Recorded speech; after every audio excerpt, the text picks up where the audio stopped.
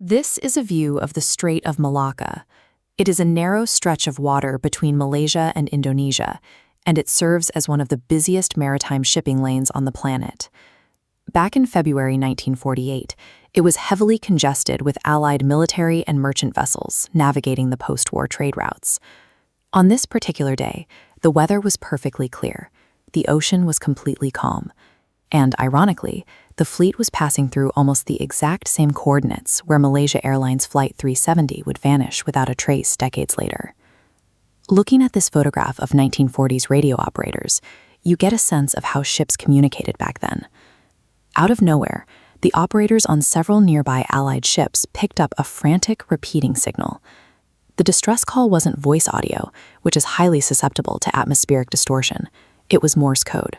Because it relies on a simple combination of dots and dashes, a Morse signal can cleanly pierce through heavy fog, dust, and humidity over thousands of miles.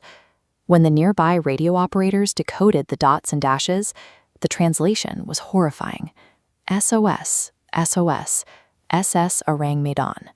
All officers, including captain, are dead. Entire crew dead.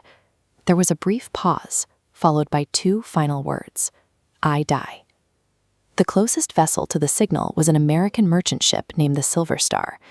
The captain immediately altered his course, scanning the horizon for a sinking or attacked vessel, until his crew finally spotted the Orang Medan. But as they pulled alongside it, the crew of the Silver Star realized something was entirely wrong. The hull of the Orang Medan was perfectly intact. The ship was floating evenly on the water, taking on zero flooding. Despite having massive steam engines, there was absolutely no smoke escaping from the funnels. And for a cargo ship of its size, the deck was completely motionless. There was a heavy, dead silence hanging over the water. The captain of the Silver Star sounded his horns and shouted over loudspeakers. Nothing. To figure out what kind of force could wipe out an entire crew while leaving their ship completely unharmed, he ordered a rescue team to board the silent vessel. The moment the boarding party stepped onto the deck of the Orang Medan, they noticed a sudden drop in temperature. An unnatural chill filled the air, paired with absolute quiet. Then they found the bodies. The deck was littered with dead sailors, but it was the state of the corpses that disturbed the rescue team. Almost every single man had his eyes locked wide open, his jaw unhinged in a permanent, horrified gasp. Their bodies were completely rigid.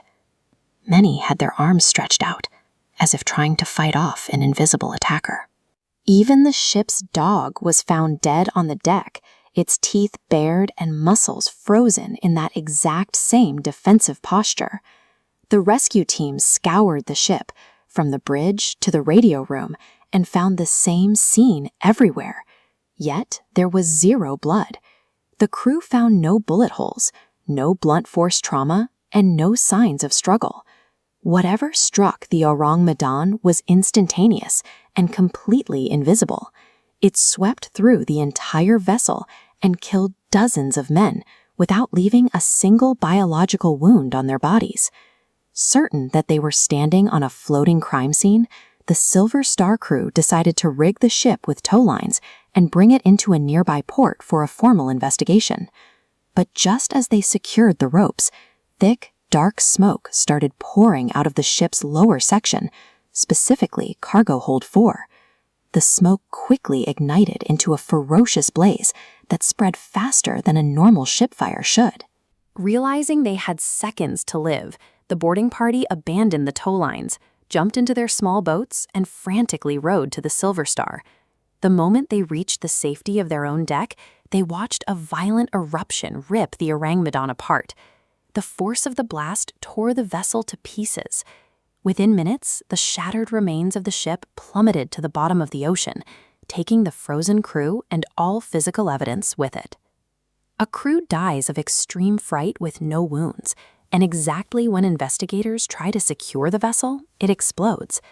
That specific sequence of events wiped out the crime scene completely, opening the floodgates for decades of ghost ship rumors and supernatural conspiracy theories. This plaque belongs to the Lloyd's Register of Shipping, the definitive record keeper for global maritime traffic. When investigators searched their massive archives for the SS Orang Medan, they hit a bureaucratic wall. Officially, the ship did not exist. In 1954, a Dutch newspaper published interviews with former crew members who described the ship's true purpose. They claimed the vessel seen here, unmarked and entirely unregulated, was part of an international smuggling ring operating in the shadows of the post-war Pacific.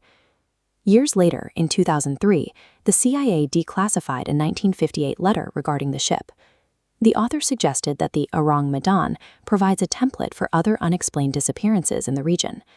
If a ship's entire crew can be instantly neutralized by an invisible leak, and the vessel subsequently explodes without leaving a trace, it explains why so many other ships in the strait never managed to send a distress signal or leave debris. The ship's absence from global records likely points to its involvement in smuggling operations that required total anonymity.